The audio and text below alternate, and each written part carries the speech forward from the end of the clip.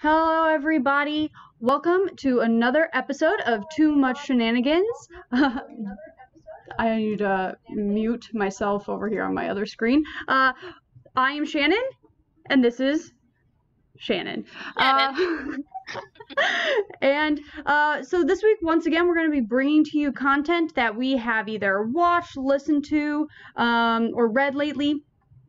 And each week we try to do some sort of starter question to break the ice, so that way you get to know Shannon and I a little bit more, and we get to know each other a bit more. So for this week, the question that I came up with is, in fact, what is the first book you remember checking out from the library when you were a child? Okay, so for me, I don't remember the title at all.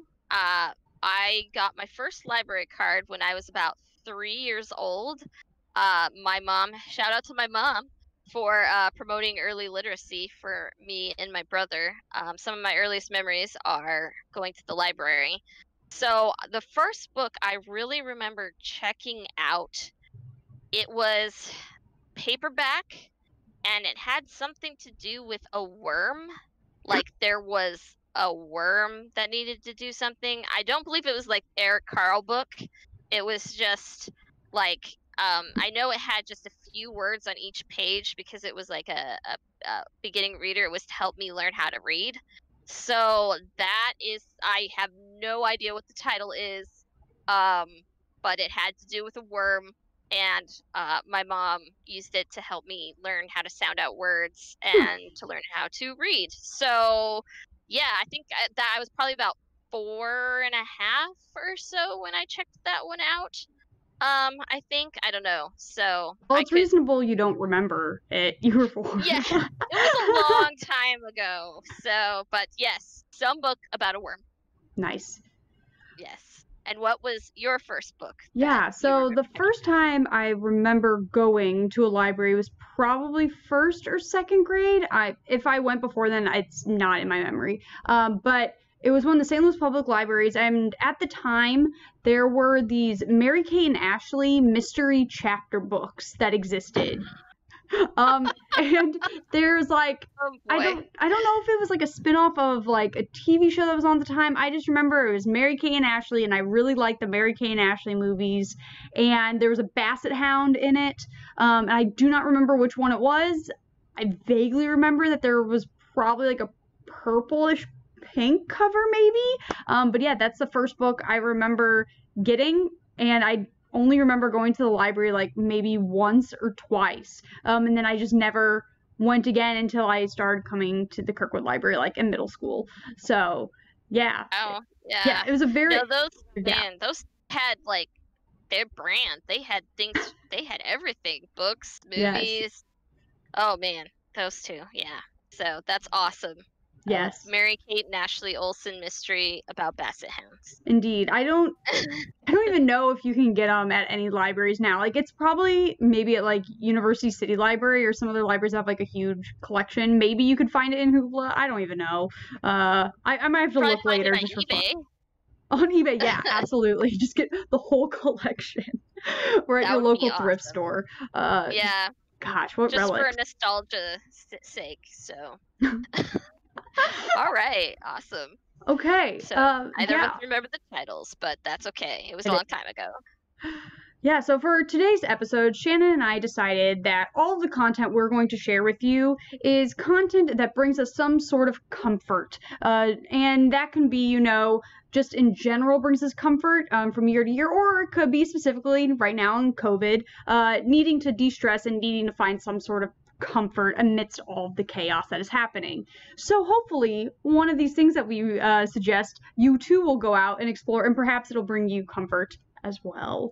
Yes.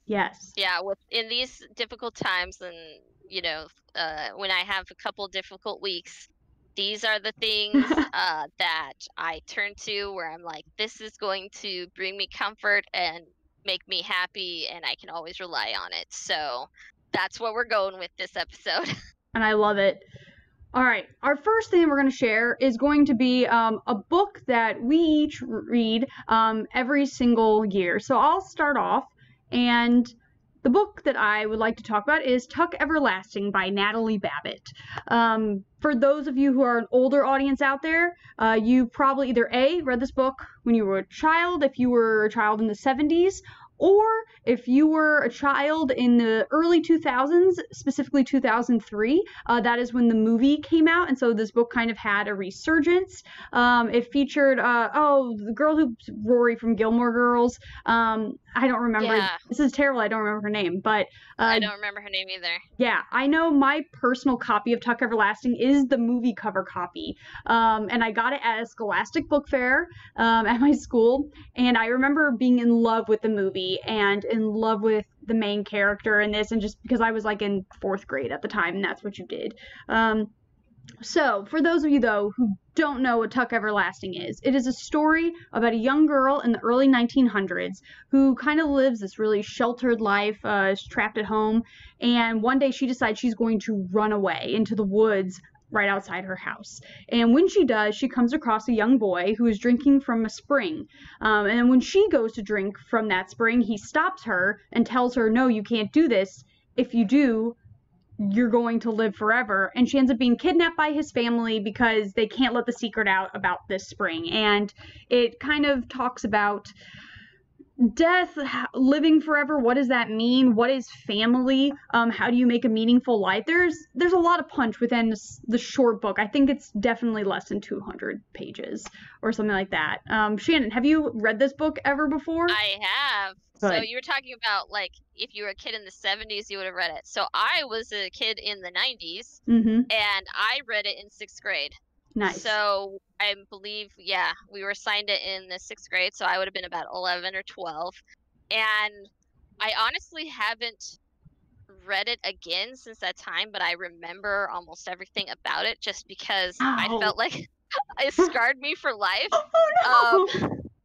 I mean, like, you know, because just the idea of, like, living forever and having to make that choice and then, or not having that choice. And I don't know, it just, like, made this impression on 11-year-old me. And I was like, I remember crying really hard when I read it too. So yes, I have read it, but it was a long time ago. I wonder now if I should reread it as, like, an adult, like many years later, and see if it still has the same effect on me as it did when I was a child. But I mean, I reread this at least once every year. When I was in college, I even remember one time I read it out loud to 2 of my friends. We were hanging out at her house, and we were baking cookies and drank Kool-Aid, and I just read to them the entire book in like 2 or 3 sittings. And I've done that for a couple times. It's a great read aloud story, and it's just the flow of the writing. And Natalie, she just captures so much in like so few words. I did write down quotes from the book that stood out for me, and it's just every time I open it was like, oh, it just gets me. It's so profound. But the opening of the book, the line is, the first week of August hangs at the very top of summer, the top of the livelong year, like the highest seat of a Ferris wheel when it pauses in its turning. And it's just like, oh, what a great first line. Yeah. It just brings me so much comfort reading through it, and it's like that throughout the book. It's so lyrical, and the imagery that she has with the wheel, that comes up later when they're talking about life and how life is a wheel. And there's this frog in the book, and this frog just stands out to, like, yeah, it's I guess probably maybe for some kids when they're young, like it's asking these really big questions that maybe they haven't asked before. But for me, the way that it was handled and it was dealt with, like, I don't know. I found comfort in the way that they approached it and talked about it, because I think death is a very scary topic, especially when you're very young. You don't really even grasp it because you've only been around for so long. And then you start thinking about, oh my gosh, like, people die. My family can die. What does that mean? And then, I don't know, for me reading this book, like, and really in it, there's a grown-ups that are talking about this process, and they're talking with Winifred, the main character, and I don't know, it's almost like you have a grown-up there beside you, talking you through all these things that are happening. And so then by the end, like, I'm not going to give away, obviously, what happens in it, because she has the choice to make whether she decides to live forever or not drink from the spring. But yeah, I just found it very reassuring. And I always do every time I read it. And the characters are so heartwarming and comfortable to me. Yeah, it's just one you can just sit down and read in one sitting, I think. Yeah. Well, that's why I'm like, I should just reread it again because I bet I could read it, like you said, in one sitting now. And it would be interesting to see all those big topics.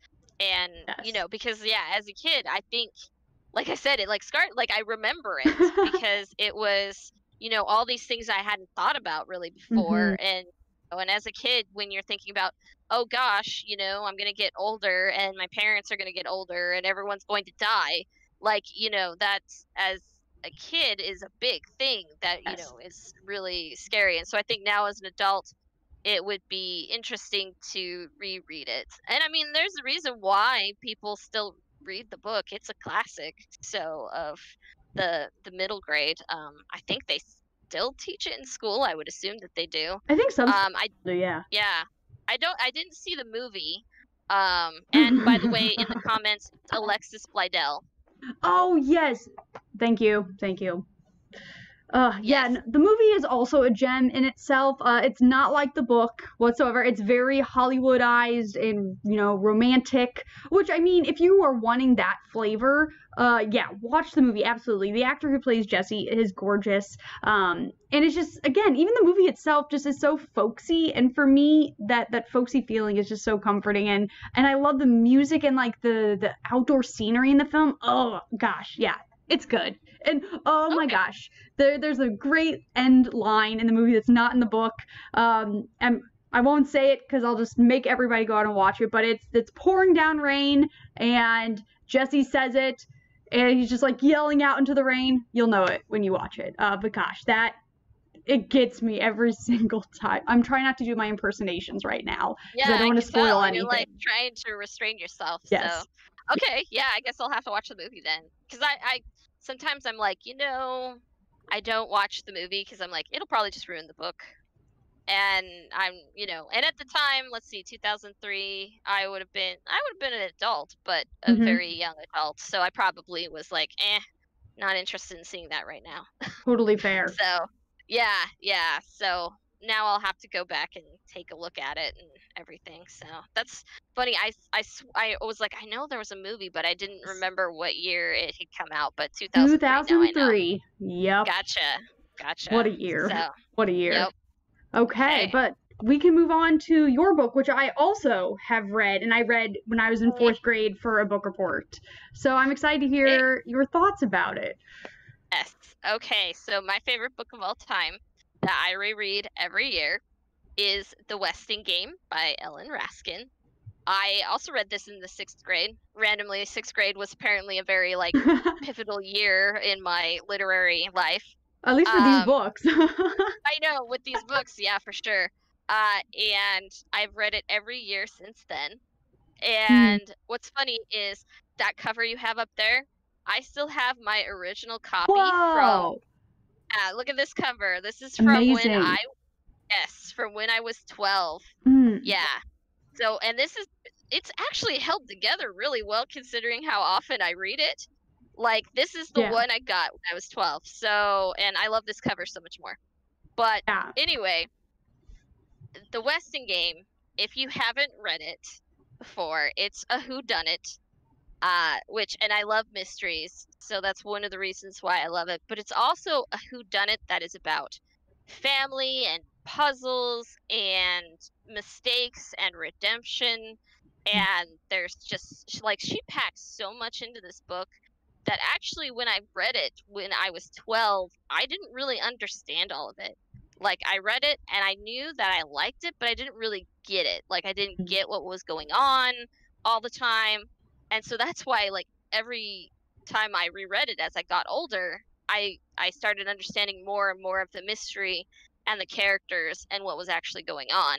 Until, finally I was like, I finally think I get it now. I mean, like, I think I got it maybe 10, 20 years ago. But like, it as a kid, when you read it, the characters are interesting. There's some really funny points, and the way it's written with like certain jumps around and then like parts of the will and everything. It's interesting and it keeps you entertained, but if I felt like until you get older, you don't really understand everything that's going on. And it's like she wrote the book for everybody. Mm. Um, but so what it's about is it's the Westing game. So Sam Westing is this really rich guy in this town on Lake Michigan, and he runs a paper mill, like paper products, and he dies. And all these people who have randomly moved into this new apartment building find out that they're heirs to his estate, and they go to the will reading, and it turns out he's like playing a game with them, and they have to figure out like the clues in the puzzle to inherit his money. And so that's the basic plot. But so there's a lot of shenanigans. See what I did there? That's the name of our thing. I know. There's a lot of shenanigans that go on, and really, I mean, I guess the main character is Turtle Wexler. She is, I believe she's a 12-year-old girl, and she goes by Turtle. Her real name is Tabitha Ruth, but I wouldn't want to go by Tabitha either. So she goes by Turtle. And so the story is told from multiple points of view from a lot of the heirs, but Turtle is really the focus. And I can't really say too much more without giving away a lot of the story. But she is probably, she's the main character, and she's a really good character. And I do want to, so they were specially selected tenants, like the first chapter is about these people moving into the apartment, and I just have to read this, like the last part of the first chapter. Go for it. Where, is, who were these people, these specially selected tenants? They were mothers and fathers and children. A dressmaker, a secretary, an inventor, a doctor, a judge. And, oh yes, one was a bookie, one was a burglar, one was a bomber, and one was a mistake. Barty Northrup had rented one of the apartments to the wrong person. So, and I remember that line. It's so good. It really hooks you. Yes. Oh. Yeah. Like you finish the first chapter and you're like, what? You know, I mean, it just really hooks you in, because it's like, so here's what they do, but then also you're gonna suddenly in this book there's going to be a bomber, you know, and then who's the wrong person? What's going on? And it's like, and why is it the wrong person? And I could just go on and on about how much I love this book. I can finish it in one sitting now because it's not the biggest book in the world. And I still get teary-eyed at the end. It's just, I mean, honestly, to me, it is a wonderful book about redemption and about how it's never too late to make amends for some, the things you did in life. And so and I just find that very comforting. So, yeah, what did you think of the Westing game when you read it? Yeah, so like I said, I read it when I was in 4th grade, and we had to do an award-winning book report. And I remember, like, I had to draw these pictures of, like, Turtle and Sam. I still have it somewhere. I wasn't going to dig it up in storage to find it and bring it, but I wish I had to show people, like, I made this thing. I still have this. But, yeah, I remember also the first time I read it, and things went way over my head. And then the second time I read it was at some point in college, and because I was student teaching in a class I was all reading in, so I had to read bits and pieces of it to kind of help lead discussions. And even then, as in college, I'm like, wow, there's so much in here. And I have the instinct, as soon as the first chapter ends, you're like, I need a notebook. I need to be writing these things down. I need to be tracking clues, because there's a huge cast of characters in this book, which I love. But it is a lot to remember, I think, especially when you're younger, to keep track of so many. And I vaguely remember the way it ends, very vaguely, but I don't remember the specifics of it. Like, I remember out of all the characters, like, how the Westing game turns out, who kind of ends up winning. But yeah, it's still one of those books that, like, I'm surprised I can't remember it, like, more clearly. And it's been on my list to reread for, like, every single year. I'm like, and it's on my shelf, and I'm just like, oh yeah, like, I need to reread this. And my copy is the same copy I've had since I was in 4th grade. And yeah, I just remember it is very good. And I really do think that anybody can get something out of it and enjoy it. Oh, yeah.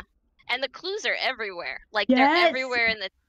Oh, And it's just, you have to be paying really close attention. yes. And then also, it's really funny. Actually, the book is pretty funny. There's some really hilarious parts. So, yeah, I mean, I love this book so much. And anytime I'm, like, in a slump, like a reading slump, or I'm feeling down, I can break out the good old Weston game and read about Turtle and and the game and Judge J.J. Ford, also one of my most favorite characters. And I love that.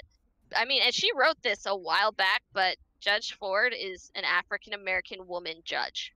Yes. So, like, that I was like, man, you go, Ellen Raskin. Of course, I didn't think about that when I was a kid, but I think about it now. And I feel like a pretty diverse set of characters in the book. There was, and then there's the restaurant owner. He is Chinese American, and then there's the Theodoracus who are Greek. And yeah, it was actually pretty diverse cast in the book, and I think that's also one of the reasons why I liked it so much, because everybody was so different from each other, and it's just a good book. Everybody should read it. There's so much diversity, like race and an age too. There's such a wide diversity. Wow, Ellen Raskin, you are just ahead of your time. Like, so good, so good. Yes, so I recommend everybody, adults, like from 4th graders on up, should read this book. It's I think everybody can get something out of it, so it's a great book. Man. Okay, we'll move on to our next bit, which is going to be about music. And I don't know about you, Shannon, but I'm a very musically oriented person. I pretty much, like, when I'm not at work, almost all time in my life, like, I am listening to my Spotify playlist that I've either made myself or, like, people have sent to me, or I'm just trying out new music. And so, yeah, it just always brings to me a lot of comfort. And it's even like when I get anxiety about things, like one time I went to the dentist and I always get anxiety going to the dentist, and I brought in my iPod with me, and I was like, do you mind if I listen to music while you work on my teeth so I don't like freak out on you? And they're like, oh yeah, sure. So like, yeah, so this is definitely one of my close comforts, I feel like. And the thing I'm going to talk about today is my most recent album exploration that is happening, is Harry Styles' Fine Line. For any of you out there who are relatively into, the pop music scene, this should be no surprise to you. For those of you who don't really follow music at all, here we go. I'm gonna lay some stuff on you. Perfect. Well, I mean, I've heard of him. Wasn't he in that group or something? So old. One Direction, yeah.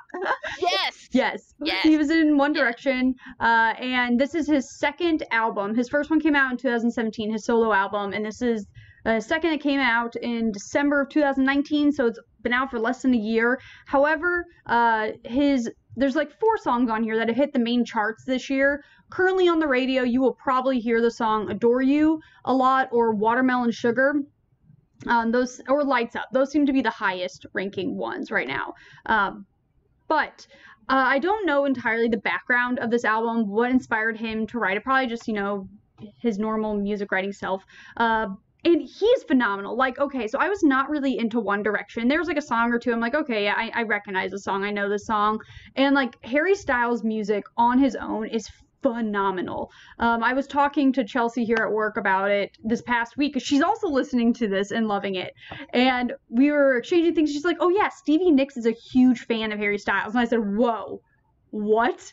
Wow. What? And in fact, I went up and I looked up some more things. Back in March, she sent a letter out to her fans to kind of address COVID and quarantine. And she said, like, oh, hey, like, yeah, right now I'm currently listening to Harry Styles' Fine Line. Harry, you did a fantastic job. This is your rumors. And I'm just like, Oh, Wow. yeah, like that's like the highest praise anyone could ever be given because Rumors is one of the best albums that exist It on is. the planet. And Stevie Nicks is like my idol. And so, anyway, that should already tell you how good of an album this is. And when you listen to it, every single song is a little bit different. There's a different style. There's pop in there. There's folk. There's like psychedelic. There's funk, soul. There's just rock. It's just across the board. So no two songs sound the same. However, he connects them so well together through his lyrics and his emotion in it.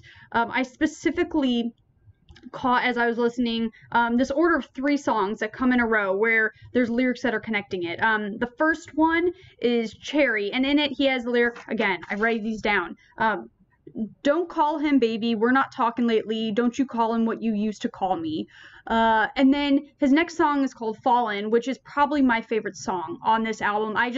It's very cathartic. I listen to it on repeat, and I sing along. Well, I sing along to like all of them because they're so good. But Fallen has his lyrics, what am I now? What if I'm someone I don't want around? I'm fallen again, I'm fallen.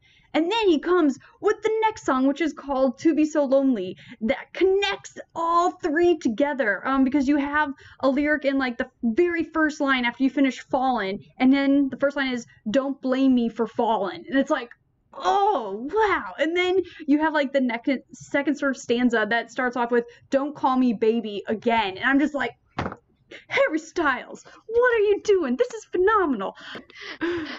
I just got too hyped about Harry Styles. Like, too hyped. I overloaded so excited, You just broke the stream. I did. So, because I was watching you throw your arms up in the air and getting really excited, and then the stream stopped, and I was like, man, she just broke the stream. I broke it. I broke Twitch. I did that. Yeah.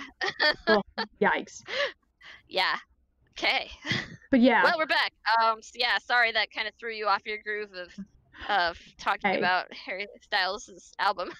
It's okay. This is totally fine. I needed that moment because I was just like, I was going on a rant at this point because it is just a wonderful album. Every single lyric, every single song, there's something to be said. It is cathartic throughout. I highly recommend people check this out. I looked up, we have it on physical CD, which I might have it checked out right now. So if you want it, you should place a hold on it, which will force me to return it.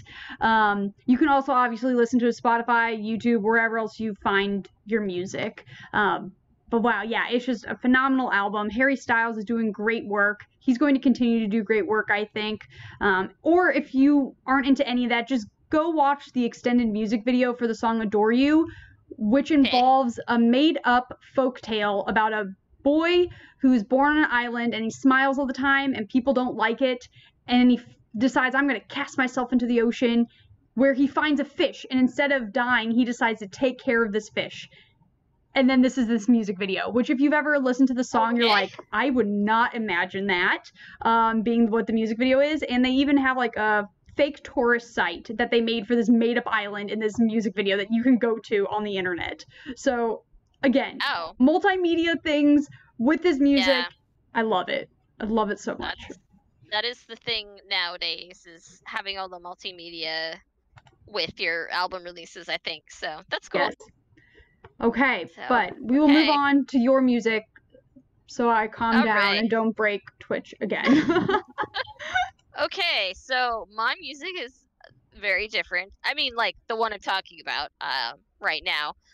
So I do also listen to music all the time, especially working from home. I'll usually have my headphones on listening to music while I'm working. And lately, so I really like, I guess, what is considered new age music. You know, most people would think of Enya, I guess, and I like Enya. Yeah. But I also love folk music and just, you know, so of course, though, I also listen to like Pink Floyd and the Smashing Pumpkins, and, you know, like I have very broad musical tastes.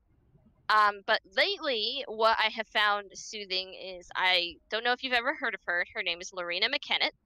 This is the album on Hoopla that's her greatest hits, which I was like, oh, hey, look, we have her albums on Hoopla. Usually I listen to her on YouTube because she's just as good live as she is in the studio. That is hard to find. Yes, and in some cases I like the live version better. But so she is a Canadian singer-songwriter, and her first album came out I think in 1985. So she's been around for a while. And it's kind of hard, like I have a hard time categorizing her because some people consider her new age, some people consider her world music because she uses lots of different influences in her music, which is one of the reasons why I love her. But she's also kind of like a folk singer, so like she's like a world folk new age artist, I guess. And she composes all of her songs. She writes them herself, and many of her songs are based on like poems and stories and traditional folk songs. Like she has a song that she wrote based on Alfred Lord Tennyson's Lady of Shalott. Oh my Lady gosh. of Shalott.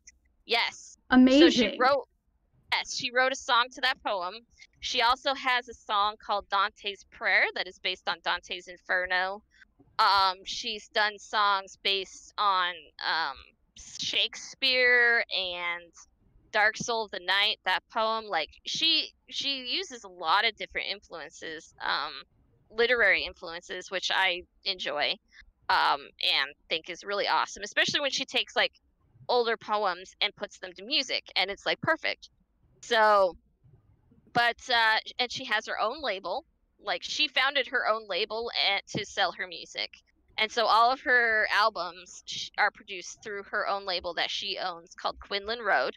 I know, like in 1985, she's like, I'll just make my own label and release my music. Good for her. And I'm like, yeah, I know, right? I was like, that's so awesome. And another reason why I love listening to her music and I find it so soothing is it's a lot of her music is Celtic influence, but she also uses a lot of Middle Eastern influences as well.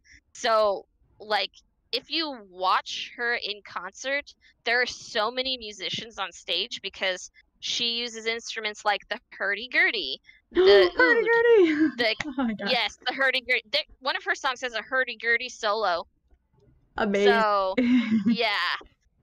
So the oud, the Celtic bouzouki, the lyra, the baroon, the canoon. I know, like, you probably have no idea what some of these instruments are that I'm saying. You need to Google them. I did. Like, you know, I can see them on stage, and I'm like, so what goes to what, you know? But yeah, so she uses all of these instruments, like they're traditional instruments or they're from different parts of the world, and just the sound together that she creates with her songs is amazing. And then she herself plays the accordion, the harp, and the piano. So, which I'm like, so she's sitting there, you know, playing the harp, singing, and I'm just like, yeah. So she's just amazing, and her music is just so. Every song is different, has a different feel, and then, you know, when you can recognize an old poem or something, it's just, you know, and I love that they're telling a story. Yeah. I love that. So my favorite songs on this album that I'll just give a shout out real quick is, so my ultimate favorite song of hers on any of her albums is called The Old Ways, which is like a Celtic influenced song. It's got the pipes and the fiddle, and it's really powerful and melancholy at the same time. And I do prefer what's funny is I listened to the version on this album, and I prefer the version on her live like DVD/album concert called Nights from the Alhambra, which she released a while back. I think it was in 2006 or 2007. So it's so funny because she's as good live as she is in the studio, and each time it's different. The arrangement's a little bit different, which I'm like, you know, what a talented musician that she can do that. So I really like that one. And then there's The Mystic's Dream, which is Middle Eastern influenced. So it's so different from the old ways, and it makes me want to get up and belly dance, honestly. Like, it sounds so much like a belly dance song, except there's Gregorian chanting in it at the same time. So there you go. It's like a Middle Eastern belly dance song with Gregorian chanting. And then I love As I Roved Out, which is actually an English folk song. Hmm. And it's her take on it, and it's just really fun and catchy, and she sings it kind of in a brogue, which I love.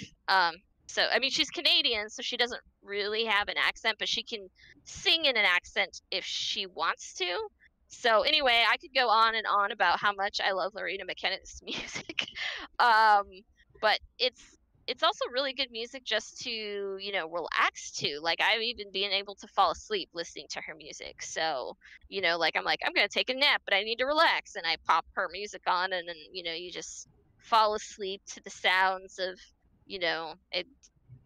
Like, she also has a song that's based on, oh, who wrote that poem? I can't remember now, but it's about fairies, and it's about a lost child and come away, you know, and it's like, yeah. Anyway, Yes. I could just go Oh, on and who on is it? That's about gonna how, bother me. I know who that is. That okay, yeah, it's fine. My English yeah, major brain it's, is mad at me. I know, it's like, come away, oh human child. Uh, yeah, so it's that poem, you know what I'm talking about, Yes. and I can't remember who wrote it now. So if anybody knows who wrote that very poem, let us know, or I could Google it. But yeah, so that is Loreena McKennitt, and you know, so if you like folk world new age music, or if you want to hear something different, I would definitely recommend checking out her albums. She has several of them, and they're just really awesome. So yeah, so that's Loreena McKennitt. She is one of the prides of Canada. So Right next to Celine Dion. yes, yeah, exactly. All So right. yeah, let's see. Oh, Yeats. Yeats wrote it. Yates. Yes. Hmm. Sorry, I had to. Yes, thank you. Someone in the comments right at the same time, William Butler Yeats. Yes. Thank you. Yeah, I'm like, who wrote it? Yeah, it just like, woo, right out of my head. So, all right, moving on to Perfect. movies. Yes. So speaking of Celtic, we're now, going to talk about movies that bring us some joy. And there's going to be these are cheesy movies. These are Hallmarky movies. In fact, this one I think is a Hallmark movie. So It is. yeah, you know what you need to expect a little bit with this one. But this is a film that I watched, I don't know, at some point in my youth. I'm sure when it came out in 1999. It was a TV miniseries for Hallmark. I'm sure it came out probably around St. Patrick's Day or something. But being of Irish descent and being very proud of my Irish heritage, my family really loved this story. It is called The Magical Legend of the Leprechauns. And it's basically Romeo and Juliet, but with leprechauns and fairies. Oh, wow. Yes, and you have our two star-crossed lovers, Mickey Muldoon and Princess Jessica, and it's just a delightful little film that features Whoopi Goldberg, who is like this all-knowing like nature spirit in it. Then you have Randy Quaid, who plays this like normal human who is moving into this cottage in Ireland because his company wants to buy the land and turn it into some sort of corporate thingamabob or whatever, a golf course maybe. And so he's going to get to know the local population, but what he doesn't know is that the land he is living on is inhabited by the magical people. And so there's like this nice like double love story for Randy Quaid's character, and he meets a local lady in Ireland. And then you also have then the side story that's the Romeo and Juliet tale of with Mickey Muldoon and Princess Jessica. And there are just some wonderfully iconic, beautiful moments in here. Like if you love the Irish countryside, if you love Irish music, it's a delightful film because it's just so beautiful and aesthetic. There's this beautiful scene where, as you know, in Romeo and Juliet, everyone goes to a ball. So the leprechauns all dress up like fairies and inhabit this big ball that is happening up at the fairy castle. And gosh, it is just so gorgeous. I need to go rewatch this movie like tonight because it's so good. Like there's just these beautiful streamers and everything's glowing and glistening. And the scene where they meet, like, okay, last time, we talked about Baz Luhrmann and his, like, we mentioned his Romeo and Juliet, and like that has a very iconic, like, the meeting scene where they first cast eyes on each other. But I argue that Magical Legend of the Leprechauns is better than that. And their love story, I think, is the best rendition of Romeo and Juliet I've seen. It's my favorite one, at least, I should say. Because again, these characters are so wonderful. And yes, this movie gave me a bias towards redheads and Mickey Muldoon because he's so just charming. But he's also a prankster and a jokester. And the end of the film features a song. Oh no, this is supposed to be the night where we don't remember names of people. Apparently. the lady who does the sad dog commercials and like Sarah McLachlan. Oh, that's her name. I was gonna be like Sarah McLachlan. Yeah. Yes, Sarah McLachlan does an original song for this film called "We Can Fly Away," and that song I could not find like anywhere on the internet. So back in the day, I had to like find other ways to get a hold of that song thanks to YouTube, so I could have it for my personal like listening, because it's just such, I don't know, it's so over the top romantic to me in my head because I watched this when I was a child. But yeah, wow, I just love this film. Every time I see it, it takes me back to childhood. And again, this sort of like naturey, folksy feeling of comfort that I appreciate, and it's just so lovely. The entire thing, it's just like I said, aesthetic, nature aesthetic at its finest. If you are cottagecore, you will probably love this film. I totally need to go watch this film now because, well, as you'll see with my next pick, I love the corny Hallmark-like movies, and I've never heard of this one. Like, I don't remember ever hearing about it. So, but that sounds awesome. I love fairies and yes, all and there's magic. Like a little bit of like of a quest too that happens. Like there's lots of characters and there's really cool folklore that ends up getting placed into it. Of course, like I said, it's going to be over the top. It's going to be cheesy. You know this. You expect this. But it's still worth a watch. And yeah, it's on Hoopla, or even one of the libraries in the MLC still has it on DVD from 2004. So yeah, if you don't want to watch it digitally, you want the good old-fashioned movie night with the DVD, you can still get it from the library. That's amazing that they still have it like to check out. Yes. So yeah, no, that's awesome. I know I was actually really happy when I was looking at Hoopla movies at how many Hallmark movies they have on there, and I'm like, now I know where to go to get to my fix when I need it. So yes. No, that sounds, yeah, I'm definitely adding it to my to be watched list. So because it just sounds amazing, and the music sounds very similar to the music I was just talking about. So exactly, yes. It'll fit right in. Yes. But let's move on. Let's talk about your movie, which I have also seen. I am so excited that we're talking about this. I know. Okay, so I know it's August, everyone. You don't need to tell me that it's August, not Christmas time. But yes, I have watched this movie in the last week twice, at least. So, but it's not the first time I've seen it. This is called The Spirit of Christmas. And I love this movie. Okay, so I am a huge fan of corny Christmas movies, like corny Christmas romances. I swear, like as soon as like Netflix loads them all on in like November, it's my time. Yes. You know, I'm like, it's my time to have Netflix and just to watch all of them, no matter how bad. I mean, some of them are really bad. Yes. And I've seen those, and some of them are really good, which is this ones I have ever seen. And but I just love them so much just because, I mean, what's funny is Christmas isn't even my favorite holiday. Halloween is, but the Christmas movies just give you such a feeling of warmth and happiness, and they're all about, you know, love, and and so I just love them, you know, and it's just, and hearing the Christmas music, and it's just gives you that you know, that cozy, happy feeling that you get around Christmas time, even in August when I have the air conditioning on instead of heat. But yes, so The Spirit of Christmas is it's actually a Canadian movie. Random going with my Canadians. Canadian. I know Canadians, they're just so great. And I saw it first on Netflix probably when it was released. So it was a few years ago.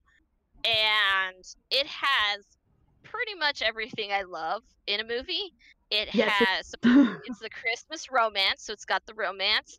It has paranormal in it. It's a ghost story.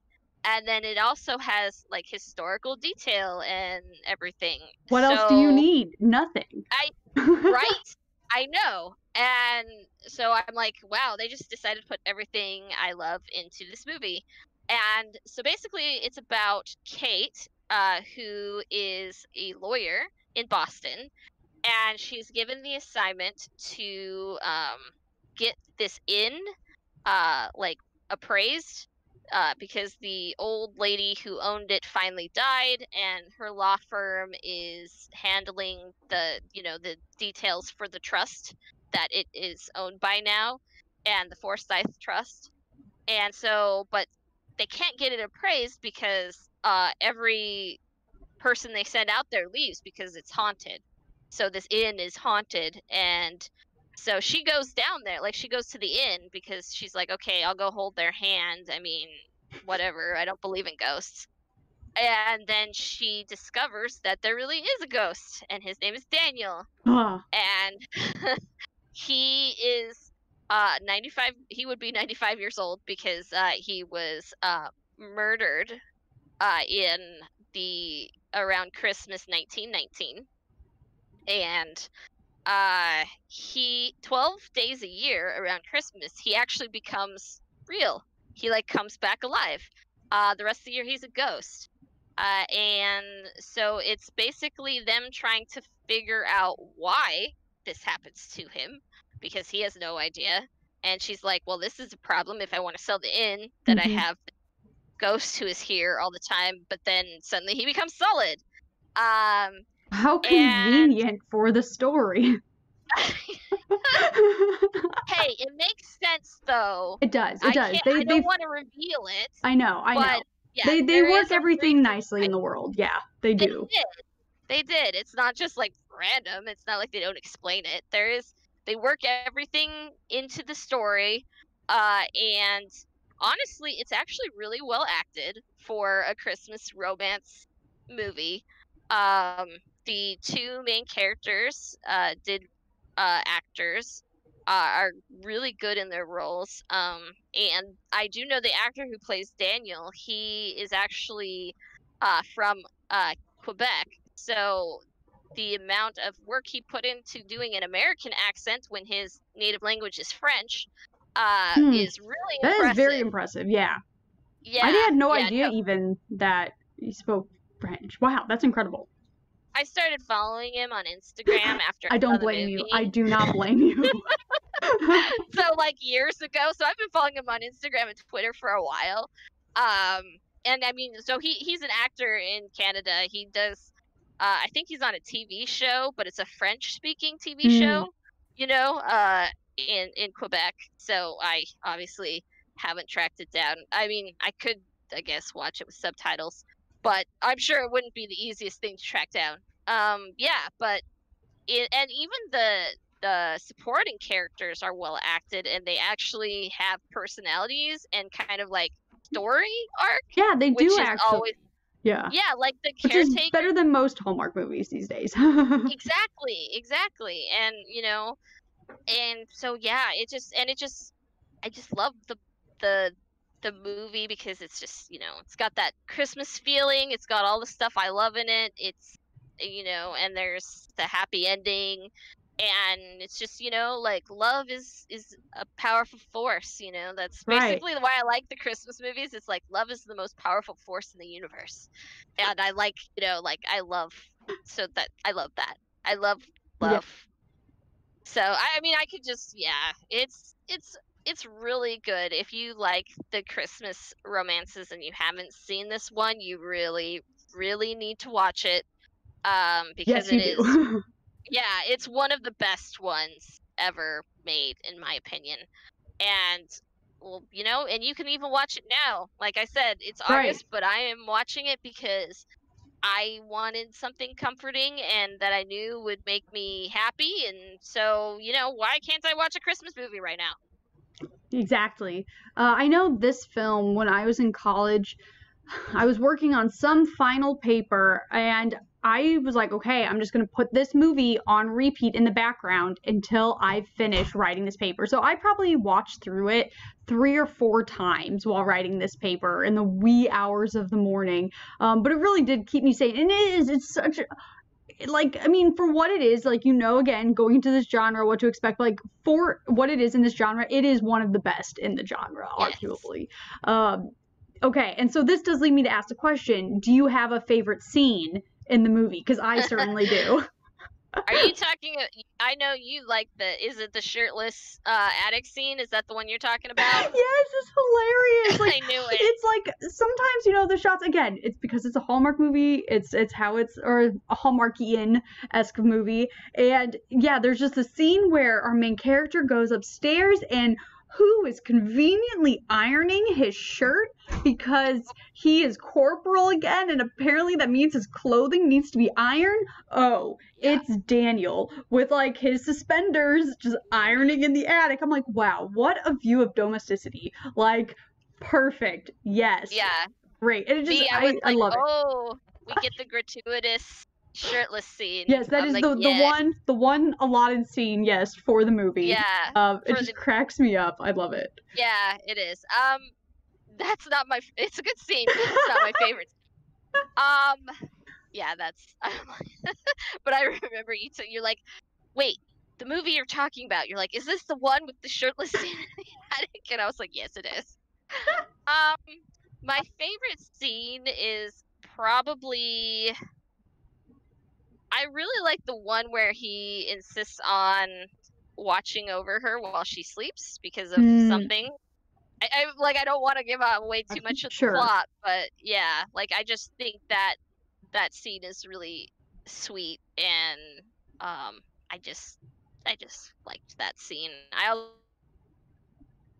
also like the one where, I mean, like the ending part where he kind of figures out why he comes back and who killed him. That is a really well done scene too. It is, like, so, very powerful.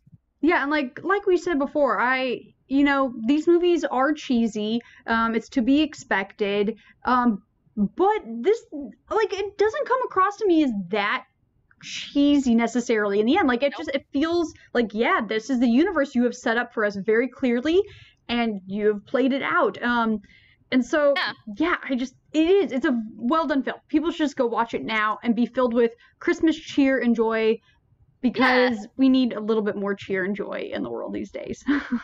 Exactly, you know, and that's why I was like, I'm just going to sit and watch these Christmas movies even though it's August, because, you know, I need some of that joy and happiness and love, you know, with everything that's going on right now. And those movies are perfect for it, to just like fill your heart with that warm glow.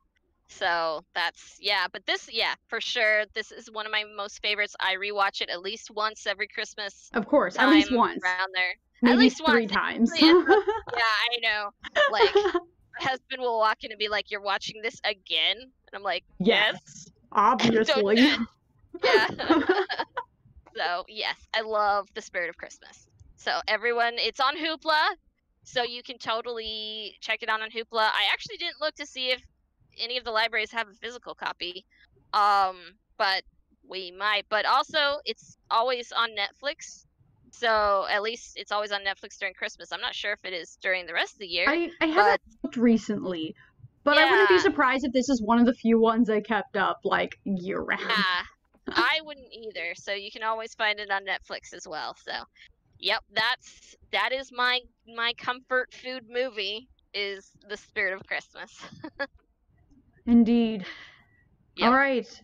And so with that, we're coming to the end of our episode a little bit. So I'll just go ahead and transition and give you a reminder of the content that we have been discussing this evening. And again, perhaps you need some cheer or joy in your life. And any of these options perhaps might give you some of that joy. If it doesn't, you can always come back in the comments and you can let us know all about why it did not bring you cheer and joy during this time. You two are crazy. What are you talking about? I mean, being crazy is inherent. Like, that's nothing new for us. Yeah, that's true. But yes. So yeah, write it down, go to the library's website, check it out, place it on hold. Remember, with Hoopla, you can get it instantly, which is pretty sweet. And we'll also share some of our upcoming programs that will be happening here for any of our viewers who are looking for things to be doing.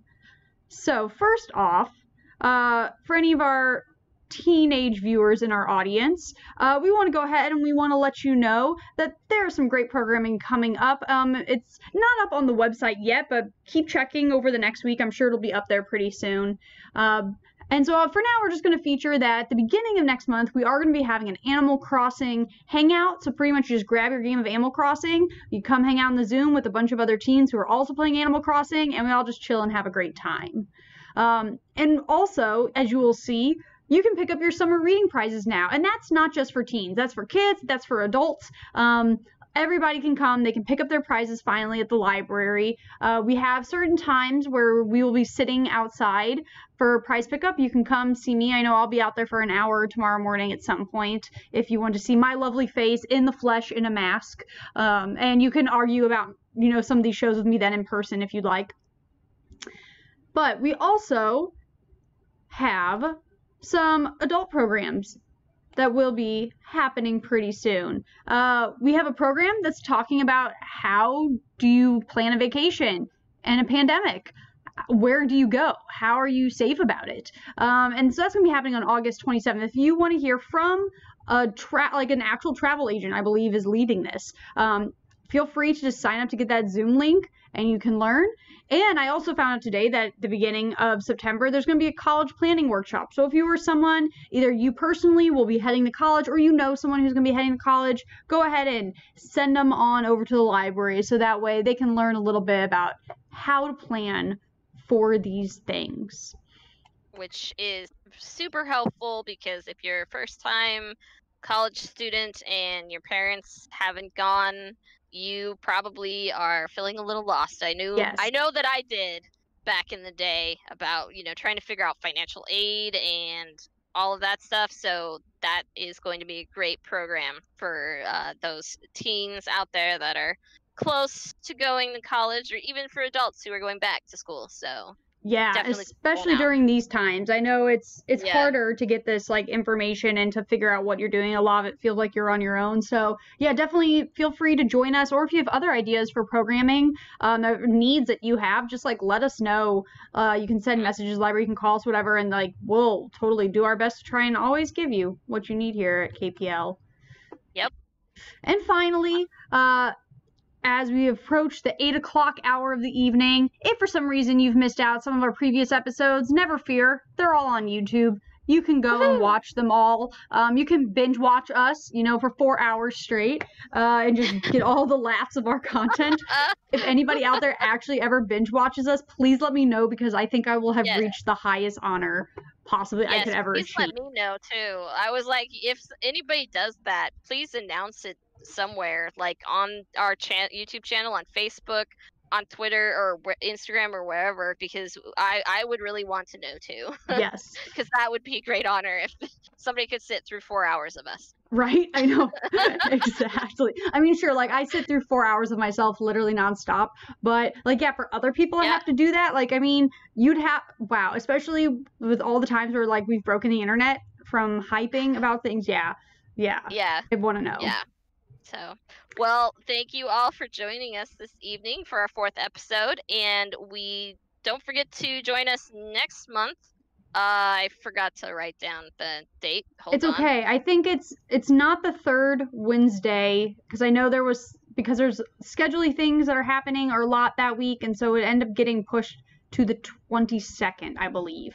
Let's see. So let me see. It's the 22nd of September. Yes. So I guess that would be the fourth Tuesday. Usually we do the third Tuesday, but it's the fourth one. But yes, so don't forget to tune in for our fifth episode on the 22nd of September, where we'll have some more awesome content for you guys. And thanks for joining us this evening. Yes. Have a great evening, folks. Thanks. Bye.